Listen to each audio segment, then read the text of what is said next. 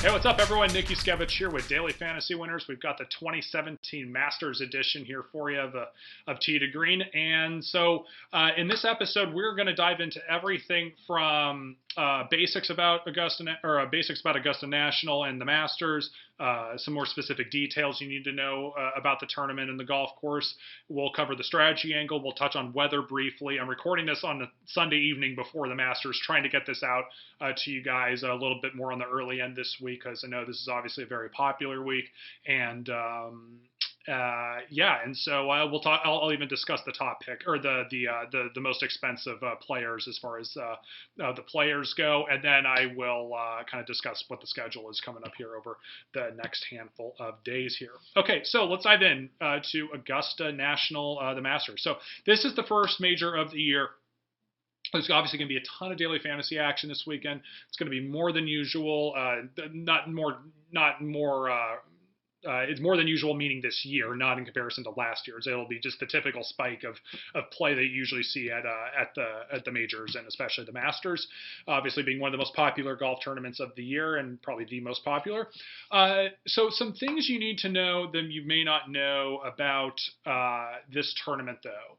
There is not a set number of golfers that are in this field. There are usually about 90 to 100 players in this field in comparison to the normal 140 to 150. But usually in like a normal PGA Tour event, they're going to have like a set number in mind. And if like a couple people end up having to withdraw before the tournament starts, they'll have like alternates on standby that they call up and say, hey, come on over here, and that they come on over and replace them essentially before the tournament starts. That would not happen here in this case. It's just an invitational, and you can qualify by one of 18 different ways, I believe it is. It's things like you can be in the top 50 of the official World Golf Rankings. You can be a winner of one of the amateur events. You can be a winner of a PGA Tour event in the last calendar year. You could be a former champ of the Masters. Several different ways you can qualify, and it usually ends up being to about 90 to 100 players. Why is this important? It's important because of the cut. The cut normally at PGA Tour events are top 70 plus ties. And so since it's because out of 140 to 150 players, we're usually talking about just barely over half the golfers making the cut.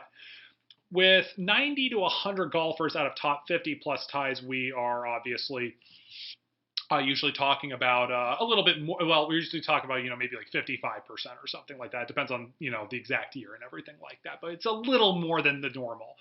But what's interesting about this is you have to factor in a couple other details on why it might be easier to have 6 of 6 make the cut.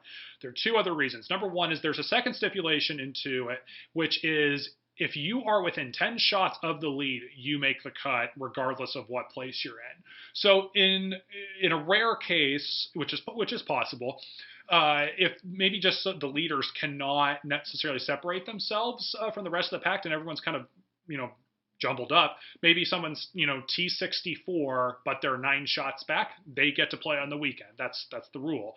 And so maybe if you have a really good lineup out there and you're watching Friday's round, but one or two of your guys or something like that has like maybe like a couple eagles, but they racked up some bogeys and they're 8 or 9 shots back. And you have the golfer that's currently leading the tournament as well. You may not want him to like keep racking up birdies, down the stretch on Friday, because that would actually bump, some of the players out. So it's actually one of the most, from a DFS standpoint and watching Twitter action, it's one of the most, it can be, depending on what situation you're in, it can be very entertaining or very stressful situation when you're watching on Friday. It's by far the best Friday to watch of the entire year because of that cut rule that can come into play potentially. And so, and then the other reason why is it's a little bit easier to have 6 of 6 make the cut also here is because some of the golfers in this field are, they kind of go into two categories. One, they're amateur players that quite frankly just, not quite in the same level as the professionals. And I'm not talking about like the U.S. amateur champs. Usually like Bryson DeChambeau was the U.S. amateur champ who played here last year, and he obviously he made the cut just fine and had like one little bad round. I think it was on Saturday if I remember right, but he still obviously played really well. It was clearly on the level of a PGA Tour player at the time. And then, but you're going to have some other PGA Tour or some other amateur champs from other places who probably just quite aren't as good. And then you'll have some former Masters champs who are getting up there in age a little bit, kind of like maybe in their 50s or 60s, or maybe even, I don't know if there's any in their 70s. Maybe there is, maybe a couple. But basically, there are some former champs that, as long as, they can hit the golf ball, get around, and, they're going to end up playing in this thing, but they'll just have very, little to no chance to making the cut. So we usually get like, a handful of these guys, maybe a little more than that you can pretty much say they're like 1 in 10 to make the cut or something like that at best. So keep that in mind. So it's just it's going to be a little bit easier to get 6 of 6 through the cut, but we'll see how that plays out. Okay, so enough about that. The next thing I want to dive into about the specifics of this tournament, and this is relating to tee times, is that everybody tees off on hole 1, and the reason for that is because there aren't as many tee times to use, because it's a smaller field. We only have 90 to 100 golfers to get on the golf course instead of 140 to 150. So they have the luxury of putting everybody off a hole 1, which is pretty straightforward. But so what you should know about this, though, and this is as it relates to the weather of the tee times, is how does this work out in terms of when you tee off and everything like that? They still do like a wave 1 and wave 2, and then so if you tee off in wave 1 on Thursday, you're teeing off in wave 2 on Friday, and then vice versa. And so what you usually, the tee times usually start, I believe it is about 8 in the morning on Thursday and Friday.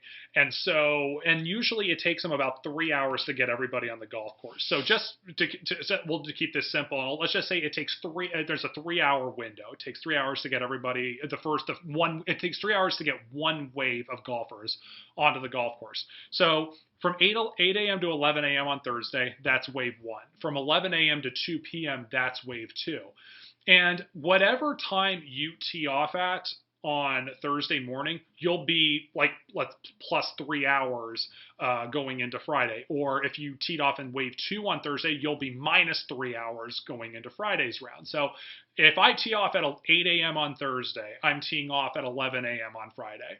But if I tee off at, let's say, noon on Thursday, then I'm teeing off at 9 a.m. on Friday. And I don't know if it's exactly 3 hours. It just depends on exactly how many golfers there are and how it all plays out. But and we'll find out the exact tee times on Tuesday. But that's basically how the structure of the tee times go and how it relates to weather.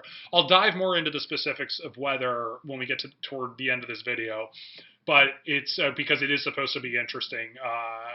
I'm recording this on a Sunday evening, so again, like this is premature in what the weather will actually end up being. But it's just something to keep in mind because it very much could come into play. And the last thing is, before I dive into the details about Augusta, is I will continue to update the odds per dollar tab daily on DailyFantasyWinners.com. Usually I do it on Monday, and then I do it on Wednesday for each tournament. I did it today on Sunday. I'll just do it daily each day this week, just because I know there'll probably be a little bit more of a demand for it this week, and I probably should, just because it's simple enough, I should probably get to doing that each day for you guys, just in general for PGA Tour tournaments. So I'll try and make sure to do that. Not that they change too much anyways from day to day, but it's kind of nice to see. Okay, in any case, let's dive into the details of Augusta National. So Augusta National Golf Club is the host of the tournament.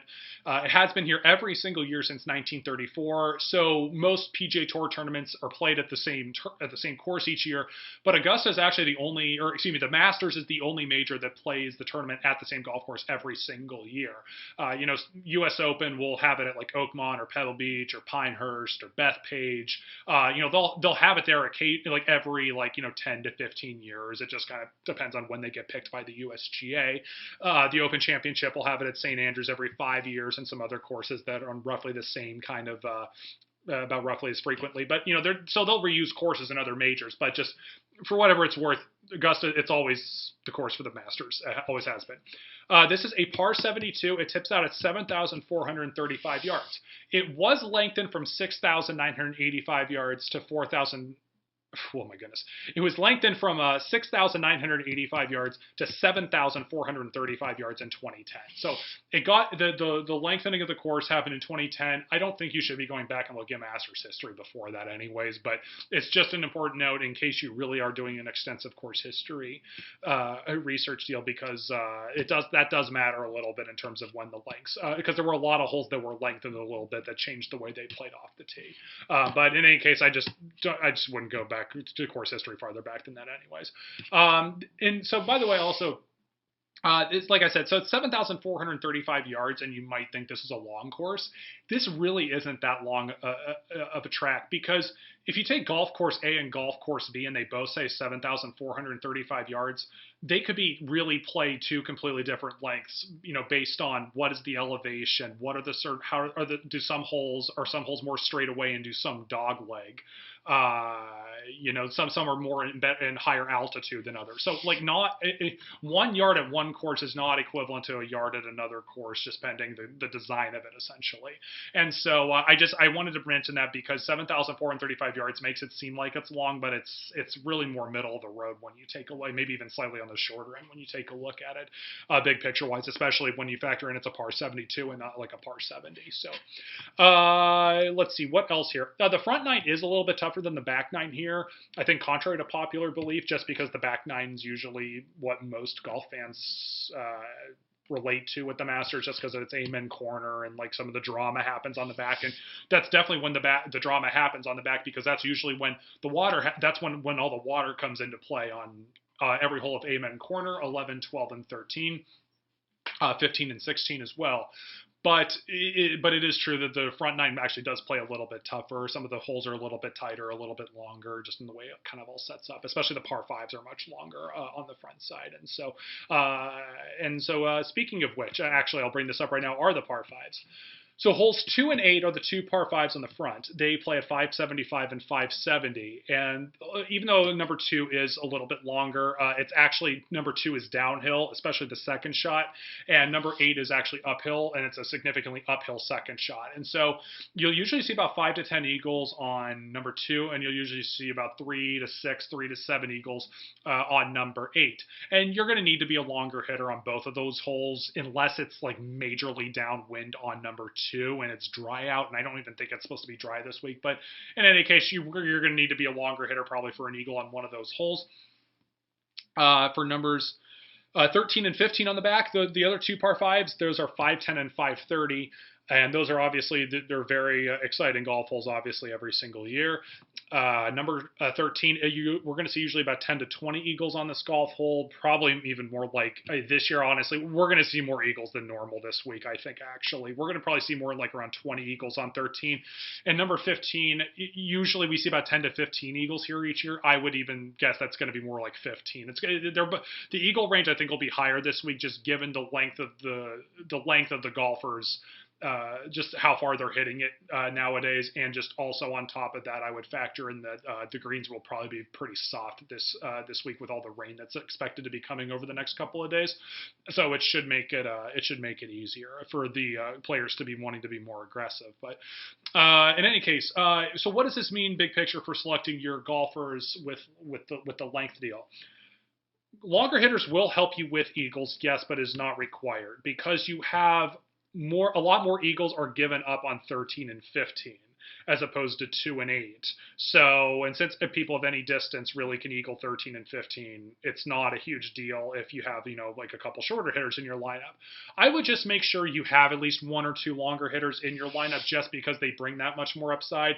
And hole 15 is not necessarily if 15 is a little bit of a tougher driving hole, and players are a little bit more likely to lay up on that hole as well. So in any case, I would just say, yeah, it's fine to get creative with your lineups, but just don't put 6 shorter hitters in your lineup. That's really limiting your upside, and that would be going too far. So just make sure you have a couple longer hitters, and I think you'll be good in terms of at least having the appropriate amount of upside in your lineup. And so in any case, what else do we need to know? There are very few penalty strokes off the tee here.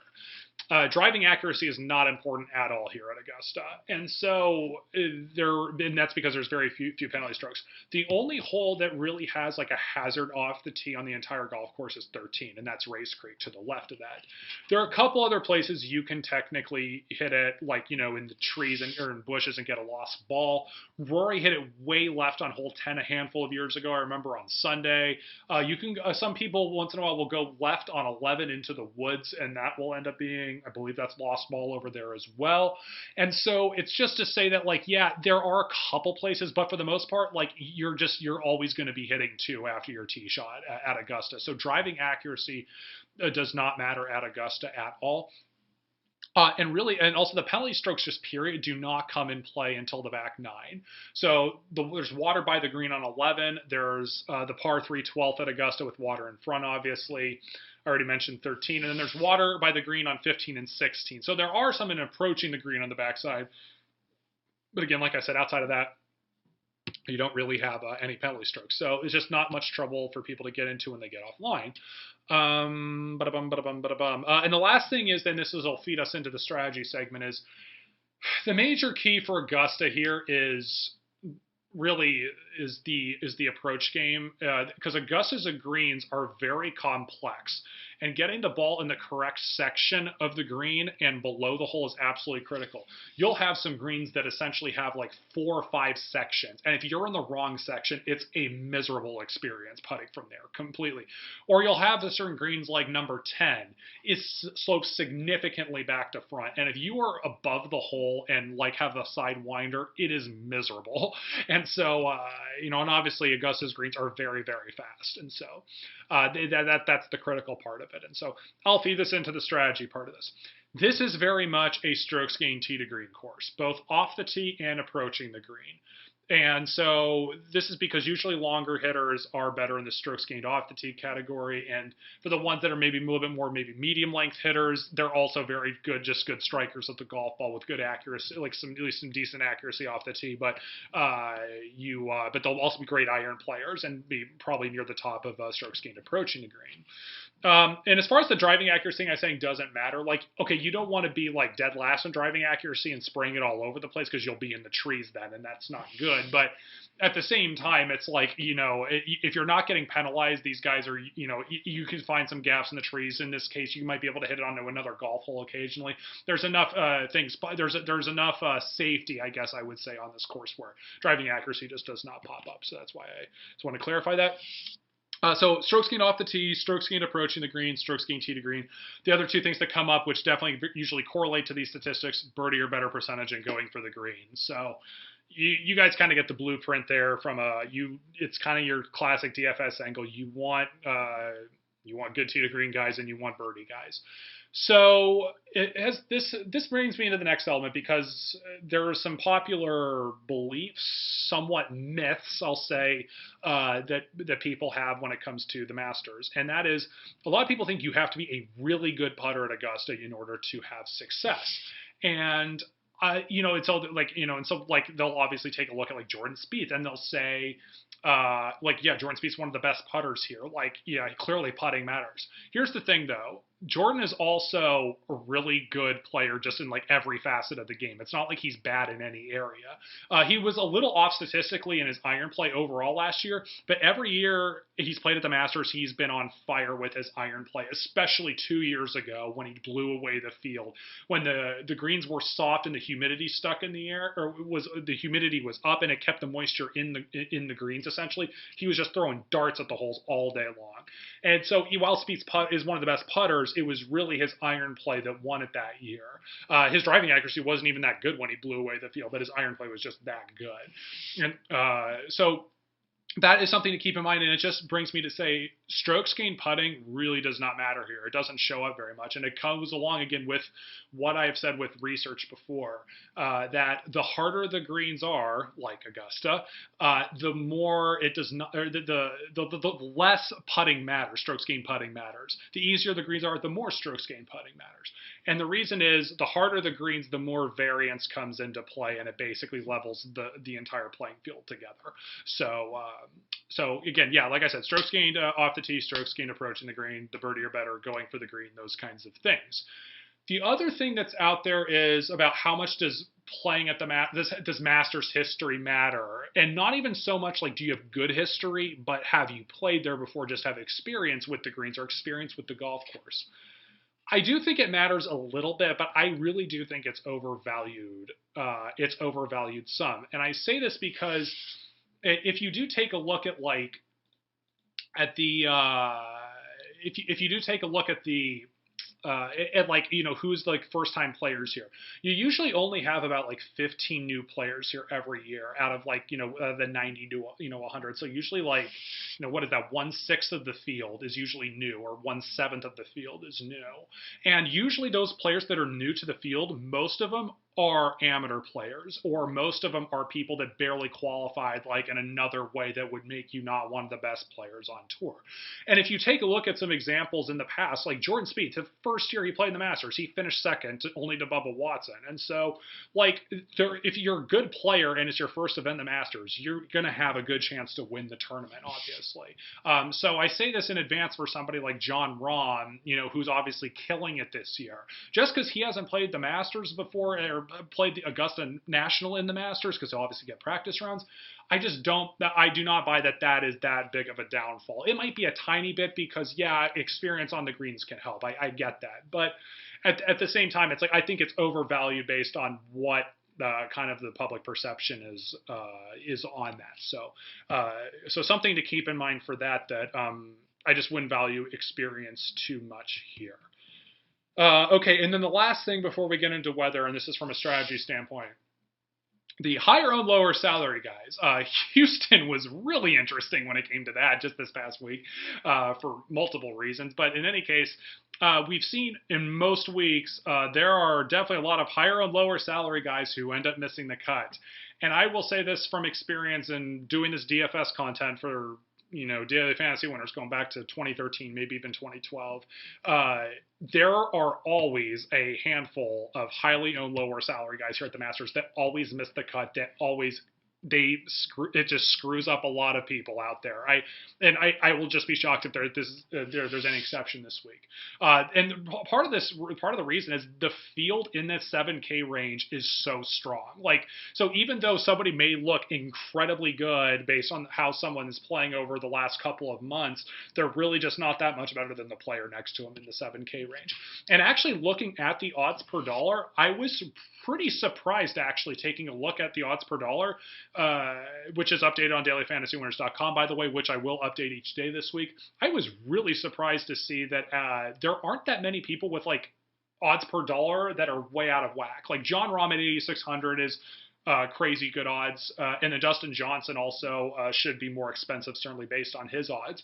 But in terms of the 7K and 6K range, like, yeah, there are some people that definitely are better than others, but it's nothing. There aren't like one or two guys that really stand out this week. So that'll be interesting to kind of dissect and evaluate as we move forward here. And so, but I just say this because there will be, a handful of guys in that range there that'll probably be like 20% owned or 15 to 20% owned that will end up missing the cut.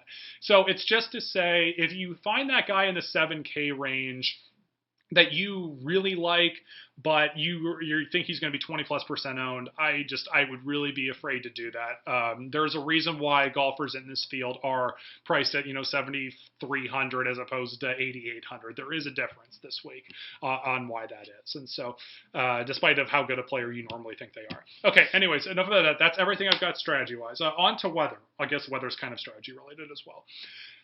Okay, so recording this on a Sunday evening. There is supposed to be a lot of rain Monday and a fair amount of rain Wednesday later in the day.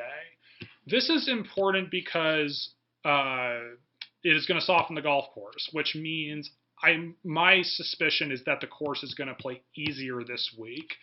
But there is one variable that will make this tougher, especially on Thursday and Friday.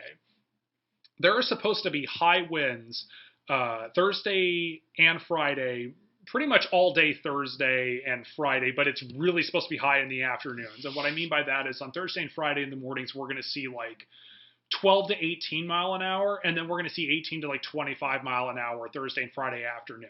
Now, again, I say this on a Sunday evening. It's weather. It's going to change probably. I don't know how drastically it'll change, but it's probably the timing in which when the weather's going to change. That rain that I mentioned comes later in the day Wednesday. It runs into the evening and maybe even into the wee hours of Thursday morning. So what if that gets pushed back into Thursday, and then it's just, and then maybe there's a rain delay. Like, there are plenty of variables that can come into play here. But I will just say that because there is likely a lot of rain coming, at least early on, it's going to soften the greens. It's going to make hitting shots into the green a lot easier. That the scoring will be easier this year, especially compared to last year. Like the winners should be double digits under par, I would suspect, and it shouldn't be an issue. I do think Thursday and Friday could be a little bit tougher, though. Obviously, if the winds are going to be up that much, that will make the course definitely more difficult with fast greens. And then I'll also say Thursday and Friday, I think the highs are only in the 60s, so it could be a little bit cooler on Thursday and Friday as well. It's supposed to warm up into the upper 70s, maybe even lower 80s Saturday and Sunday. So I think it'll get much easier over on the weekend. It won't be as windy. So anyways, just mentioning all this and that, definitely check out potential tee times and the timing of the weather. If the weather just stays as it is, I wouldn't favor a tee time wave just because the rain's going to soften the golf course for, Thursday and Friday. The wind will be up both days. There really is an advantage at this point. But as we get closer, we'll get an update on that. And, of course, I'll post my thoughts on that on the forum on Daily Fantasy Winners. Okay, that is it for the weather. And, sorry, I'm losing my voice here a little bit. Kind of fighting a little bit of a cold. So on to the picks. I'm just going to talk about the four most expensive players here, and then I'll give my usual list on DailyFantasyWinners.com. So the first guy is Jordan Spieth, obviously the most expensive.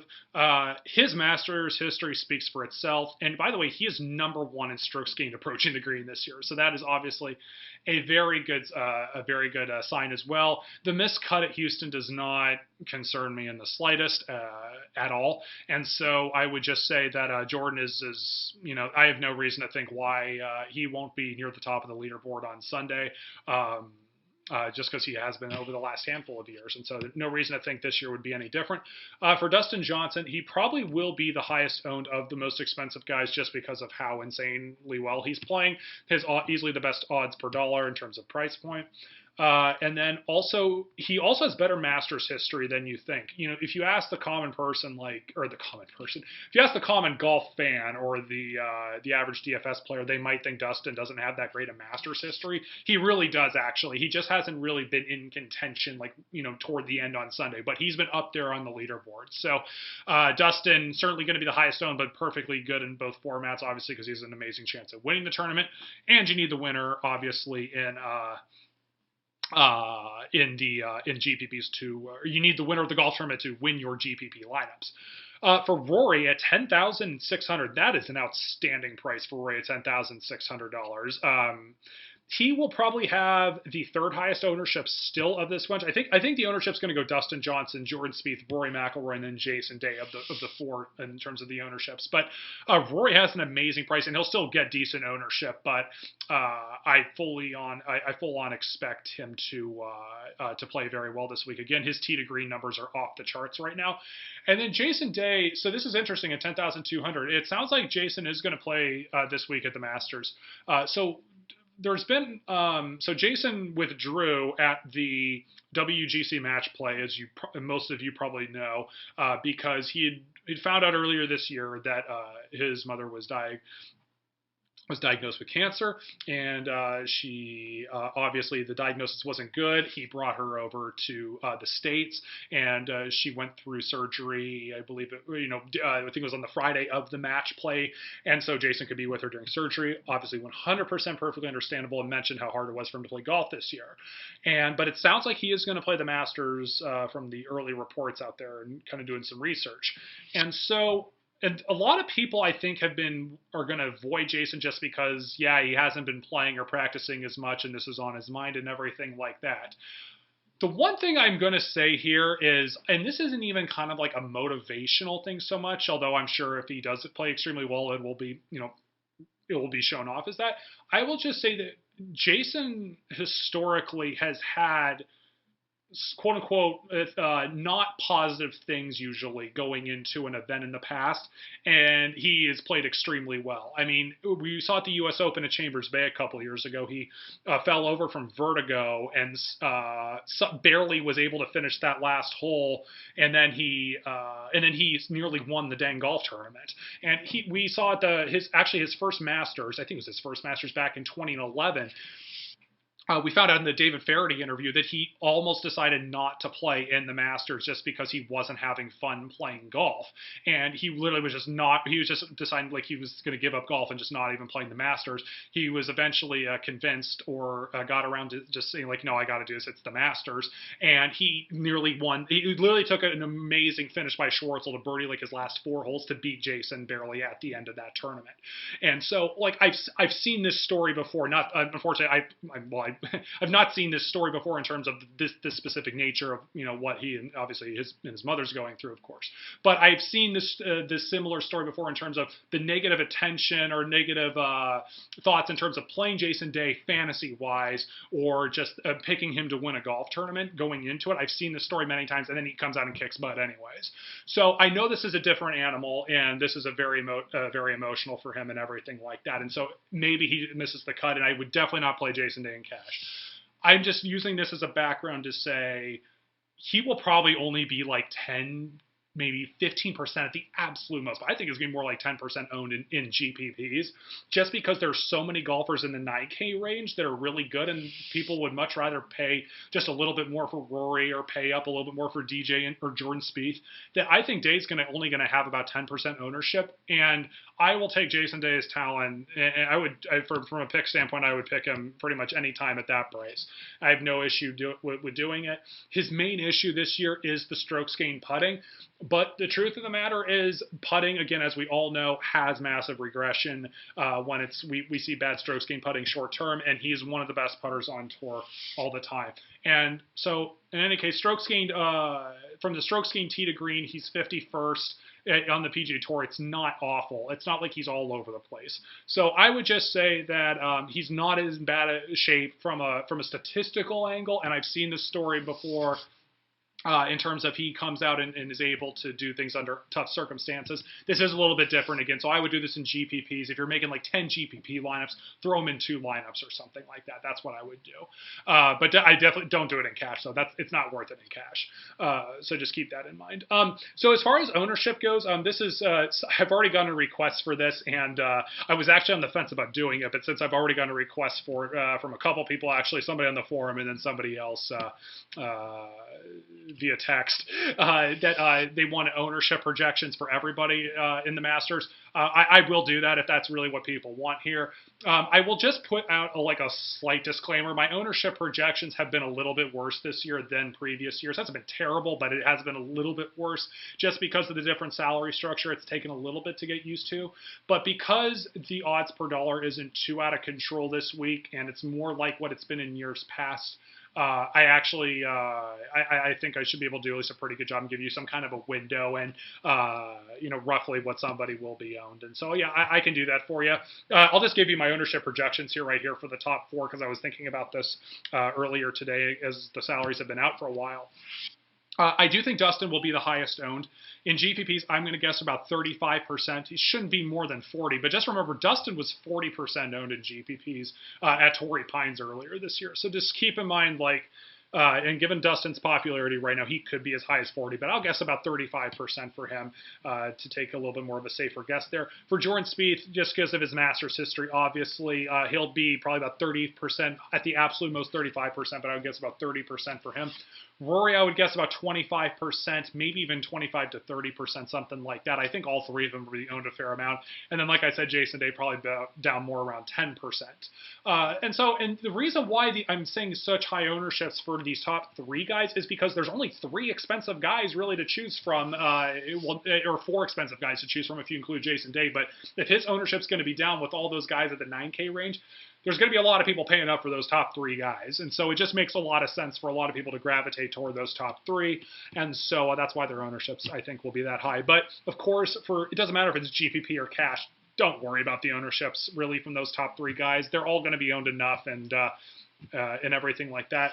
As far as who do I like the most, if you're just you make me just choose who do I like the most out of these 4 to win the golf tournament, I actually like Rory to win this tournament. Rory is not qualified from a ranking standpoint for PGA Tour stats just yet because he hasn't played enough PGA Tour events yet. He had the rib issue a little bit. I think it was a rib issue. He had the injury that sidelined him a few weeks, I think, so he missed a tournament in Florida. But in any case, Roy's strokes gained off the tee and the way he's hitting the golf ball, absolutely off the charts in the tournaments he's played so far. And so I love the way he's hitting the golf ball. I think he's played like an appropriate amount of golf kind of leading up to Augusta to get him ready. And this would also be the Grand Slam for Rory if he does win it. Rory's got a lot of majors under his belt if people somehow forget that.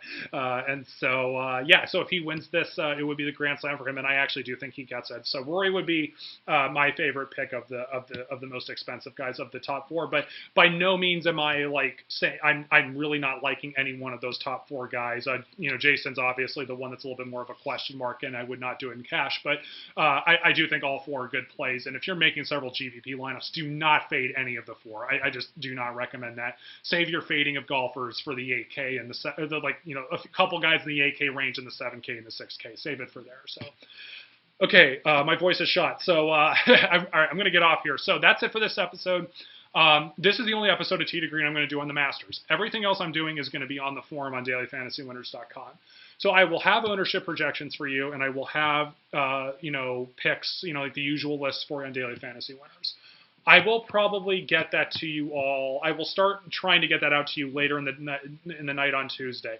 The reason why I'm going to wait all the way until then, I know you guys want to get started earlier, but it's because we don't get tee times till Tuesday, and I have a weird suspicion that the weather could play a role here with the tee times, and that really will matter in terms of who I would recommend for the picks. But I know I can't wait. I shouldn't wait till Wednesday night, before everybody goes to bed. It wouldn't make any sense. So just you're gonna have to be a little bit patient on this one. So Tuesday night going into Wednesday will be when I roll out all the different kinds of projections and things of that in the picks and things of that nature. So, but of course, if you have a couple golfers you really want to know ownership projections about right now, meaning if you're watching this on Monday or Tuesday, then just hit me up on Twitter, hit me up on the forum, and just ask me ahead of time if you really want to know just about a couple people. I can tell you that's fine.